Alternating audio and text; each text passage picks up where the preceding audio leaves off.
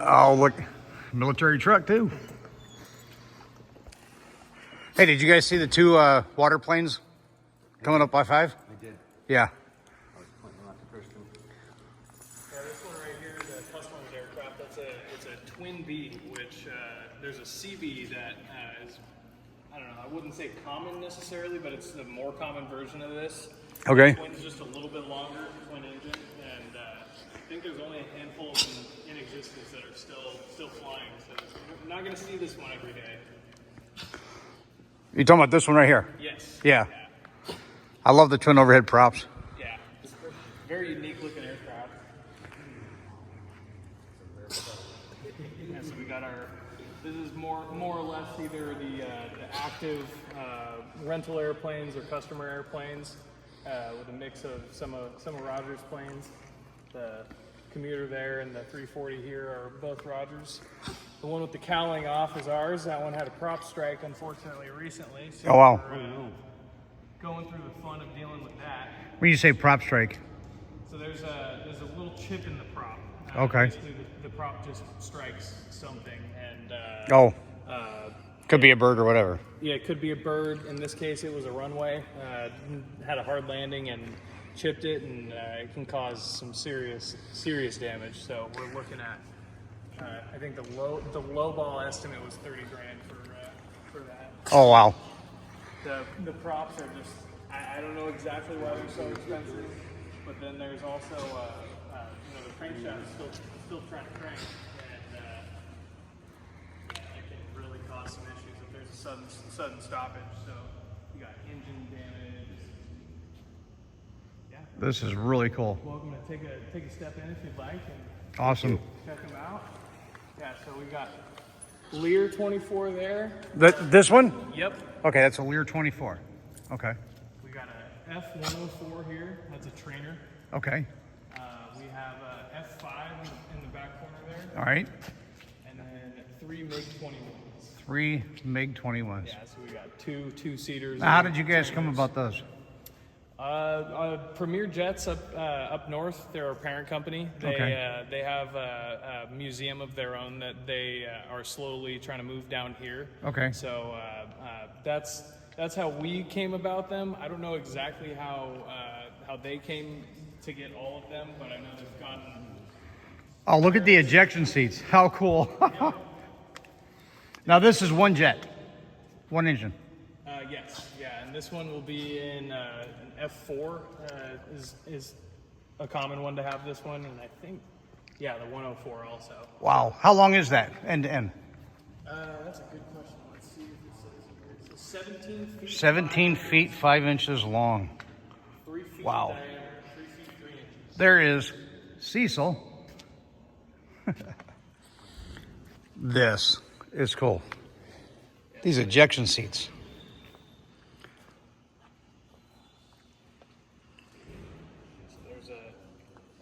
I think this one here is a downward ejector seat. So they experimented with that because you can see the tail goes pretty high up there. Yeah, It's pretty yeah. sharp, and that would cause some problems with the Yeah. traditional ejector seats. So this came out the bottom then. Yeah, I believe so. Wow. This is really cool, man. Thank you so much. You're welcome. Various trades and whatnot are how I've heard of. So this one is Taiwanese. You can see the This is Taiwanese. yes. Okay.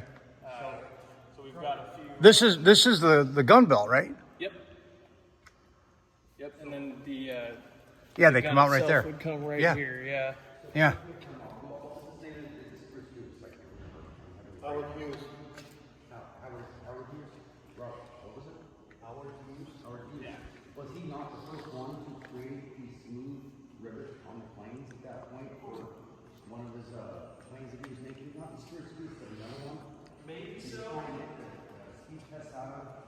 Yeah. He was the one that had that machine where it's so flat. And it's really figured out. And I think he was one of the developers. It's on the aircraft.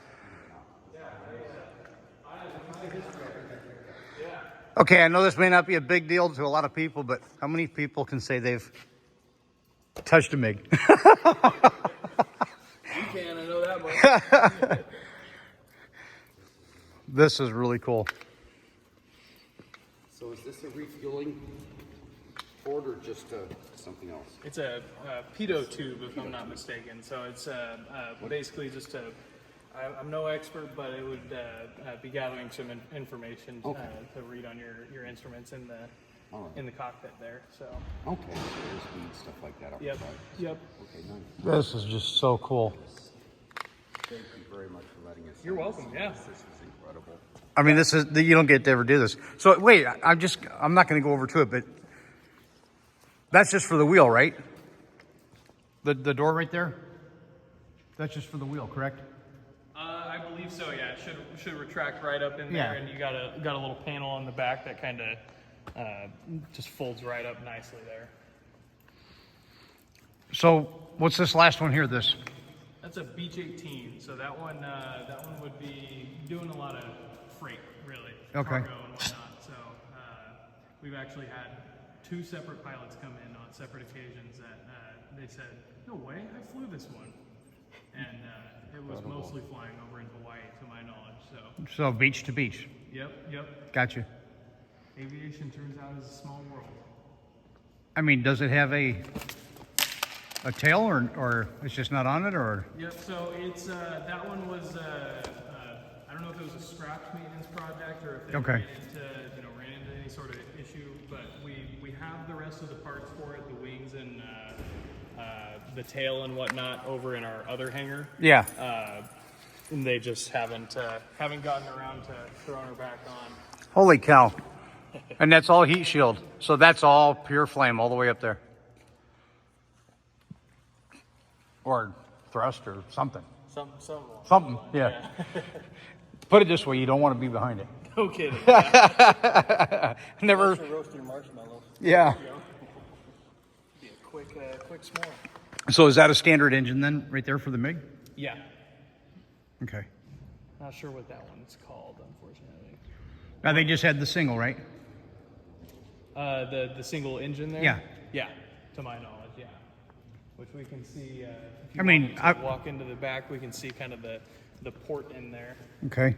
What the rocket would do with this rocket, they'd strap on to one of the MiGs here. That's why it says space systems. Yeah. They take it basically all as high up in the atmosphere that it could go, and they'd launch this rocket What are you doing? into space. So MiG-21 sort of like a spaceship.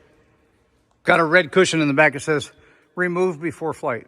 You can drop those in flight. It feels use battery. That's cute. That is Reminds me of one of the planes we used to fly from the Aleutian Islands on in Alaska.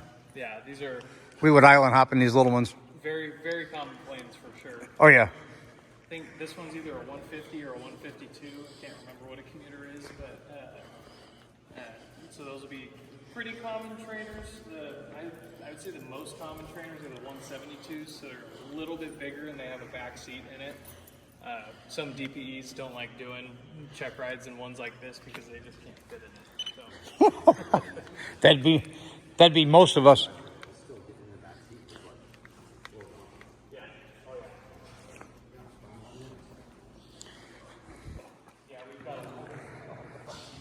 Very cool.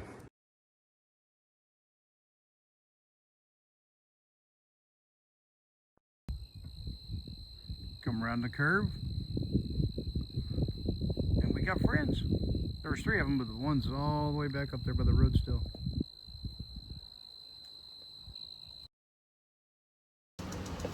I want to say thank you to Boomer and Corvallis Aero Service.